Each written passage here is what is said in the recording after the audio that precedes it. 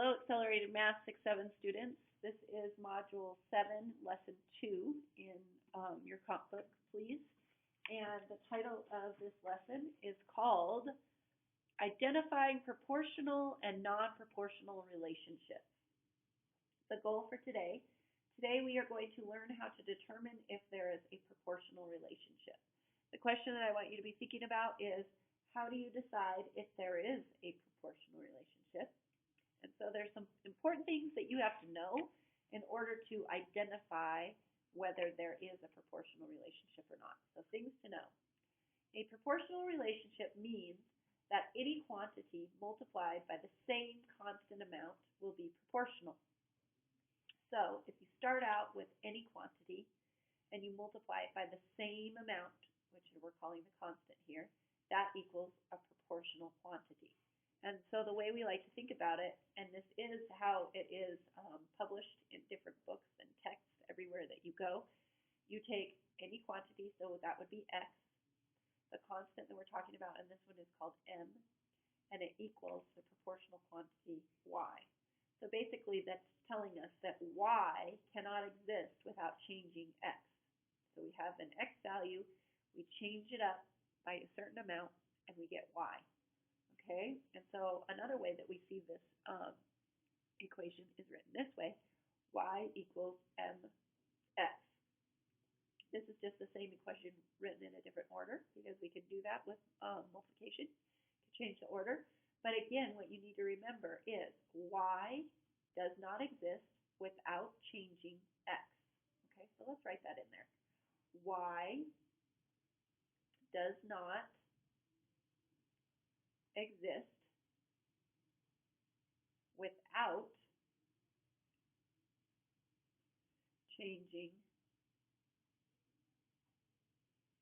your x value. Okay, that is a true statement, and the sooner you can get that in your brain, the easier all of your future math is going to be. So we start out with x because it's the independent variable, and y depends on x in order to change it. So y does not exist without changing x. Okay, some other things that you need to know is that x is the number you start with, m is the constant unit rate, okay, the unit rate is what m is, and then y is the amount you end up with because it's a result. So y is a result of changing x, just like we've said up there. Okay, all right, so let's try this with some different scenarios. We have a ratio table sitting right here, and your job is to decide, is this a proportional relationship? And so the best way to figure that out is plug in the x value times it by the constant, and you get the y value. So we have to figure out what is the constant, or what is the unit rate. That's another thing you could think of this as. What is the unit rate? And the question is, if it's the same every time, what does that tell you? If it's the same every time, that tells you that the relationship is proportional. So let's figure out this table and see if there's a unit rate or a constant. So 1 times a certain number gives us 8. 1 times what gives us 8? Everybody should say 8. 2 times what number equals 16? 2 times 8 equals 16. 3 times what number equals 24? 3 times 8 equals 24. 4 times what number equals 32? 4 times 8 equals 32. 5 times what number equals 40? 5 times 8 equals 40. So the fact that this is the same all the way down the table, what is the constant, or what is the unit rate? And the constant for this one would have to be 8 because we're taking 8 times x to get y. So I want you to look at it just like what we talked about up here.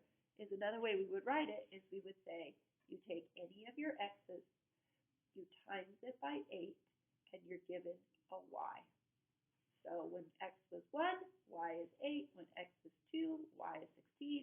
When x is 3, y is 24. When x is 4, y is 32. When x is 5, y is 40. And so our constant rate of change, constant rate of change is 8 because we did that every single time. We used 8 to change it every single time. Okay? So again, let's go back and read this. Plug in the x value, times it by the constant rate of change, and you get the y value. And so that's what we have over here. Okay? And so hopefully that helps you understand how you're figuring it out. So now the other thing we have to look at is, since these were all 8s, what could we say about the relationship? Could we say that it's proportional, or would we have to say that it's non-proportional? And the answer to that question is that it's proportional. Okay? So now let's look at another one where you get to try. It says, if the x values are multiplied by the same number, then that is the constant rate of change. A constant proves the relationship is proportional. So as long as you have that same number on each one as you're finding the change, then you know that it is proportional. Okay? And so if we're looking at this next part, we're trying to see if we can figure out how to decide if a graph would be proportional. Because remember, we're trying to decide if things are proportional or not proportional. And so our job is to use all of our information that we're learning to figure out what would be next. So the next thing that I need to have you look at is a graph. And I didn't draw one on here because it's easier for me, believe it or not, to draw it with a pen. And so we're going to take this and take a look at it, and it says, is the graph proportional? Well, we don't know if the graph is proportional yet because we haven't drawn it. So let's draw one together. So if I take my graph, right, and I'm going to plot these points. So again, remember, this is a review. This right here is the y-axis. This right here is the x-axis, yeah? All right, and then these in our ratio table are the ordered pairs. So the ordered pairs that we're looking at are 0, 0. Remember, you put ordered pairs in parentheses. 1, 2, 2, 4, 3, 6, and 4, 8. So these are our points that we have to plug in to our graph. So 0, 0 is right here. Put it on there. Okay. The next one says 1, 2. So I'm going to go over 1, and I'm going to go up 2. And that's where that point is going to be. And then I'm going to go over 2, and I'm going to go up 4, and that's where that new point is going to be. And then I'm going to go over 3, and I'm going to go up 2, and that's where that new point is going to be. And then I'm going to go over 4, and I'm going to go up 2, and that's where the last new point is going to be. All right, so now if we're looking at our graph, you can see something starting to form. What does it look like that is starting to form? And if you're saying a straight line, here's a straight edge, we can take my decision with you is that you are correct because all of those points lined up together gives us a straight line. And since we have a straight line, that tells you that the graph has to be proportional because it changes in the same way. Now I want you to see this. Watch how it changes. It's kind of cool. If you look at where you started, you go up 2 over 1. Then we went up 2 more and we went over 1. Then we went up 2 more and we went over 1. And then lastly we went up 2 and over 1. So the way we're changing is you go up 2 over 1, up 2 over 1, up 2 over 1, up 2 over 1. And those create stairs. Well, as long as your stairs are even in size, then you know you have a proportional relationship. So this graph, based on these points on the ratio table, would be a proportional relationship. Okay, so if just looking at the graph doesn't make you believe it, then there's another way that we can check, and the other way that we check is the same way we learned about a ratio table. And the way we can do that is we would say, okay, 1 times what number gives us 2? 2 times what number gives us 4? And you notice I'm going right off of my table. 3 times what number gives us 6? And 4 times what number gives us 8? So 1 times what gives us 2? If you said 2, you are correct. 2 times what number gives us 4? If you said 2, you are correct. 3 times what number gives you 6? 2, you are correct. 4 times what number gives us 8? 2, you are correct. So all of these are the same, so that is our constant rate of change. And so our constant rate of change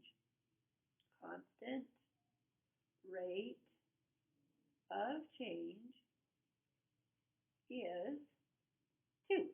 And you can see that on the graph, because look at the graph. We went up 2 over 1, up 2 over 1, up 2 over 1, up 2 over 1. So how is it changing? It's constantly changing by 2.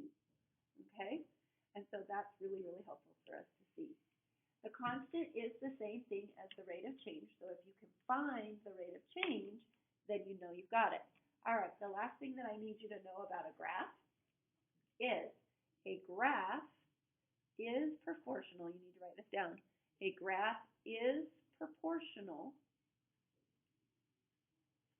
if you can see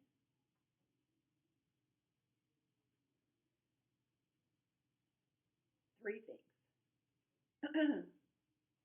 And the three things are, the line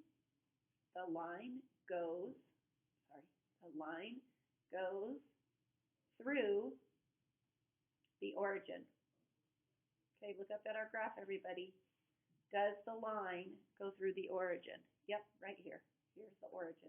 So it goes through the origin. The second thing is that the line has a constant.